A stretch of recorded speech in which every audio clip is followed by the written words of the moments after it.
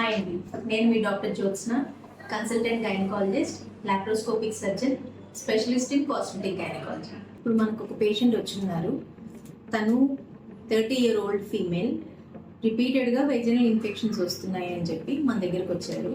అయితే ఇప్పుడు ప్యాప్స్మియర్ కూడా తీయించుకోమని నేను సజెస్ట్ చేశాను, కానీ తను ప్యాప్స్మియర్ తీయించుకోవడానికి భయపడుతున్నారు. నిజంగా ప్యాప్స్మియర్ అంత పెద్ద ప్రొసీజరా? భయపడాల్సినంత పెద్ద ప్రొసీజరా కాదు. ఇప్పుడు స్టార్ట్ చేద్దాము. ప్యాప్స్మియర్ తీయడం ఎంత టైం పడుతుందో మీరే చూద్దాం.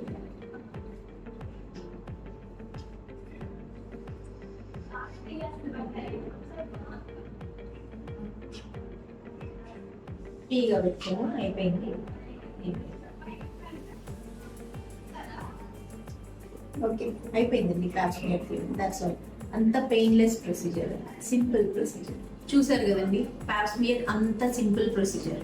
అయితే 80% ఆఫ్ సర్వైకల్ క్యాన్సర్ రిస్క్ ని మనం తగ్గించుకోవచ్చు using Pap smear.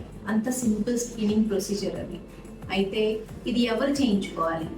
21-year-old above age ఉన్న ఫీమేల్ వాళ్ళు, if they are sexually active until 30 years yearly once చేయించుకోవాలి.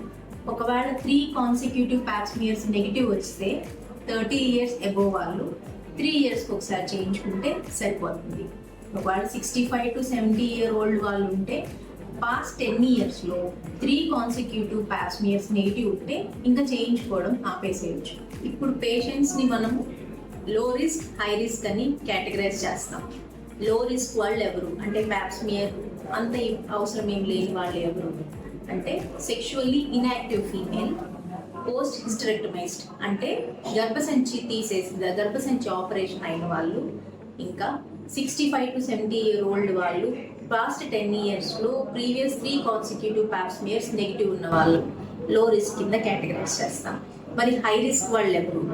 Those female who are having multiple sexual partners, previous ప్యాప్స్మియర్స్లో CIN 2 and 3 కేటగిరీస్లో వచ్చిన వాళ్ళు, ఇంకా ప్రీవియస్ హ్యూమన్ ప్యాపిలోమా వైరస్ అంటే HPV వైరస్ ఇన్ఫెక్షన్ ఉంది అని ప్రూవ్ చేయబడిన వాళ్ళు, ఇంకా ఇమ్యూనో కాంప్రమైజ్డ్ ఫీమేల్ అంటే HIV పాజిటివ్ ఉన్న వాళ్ళు.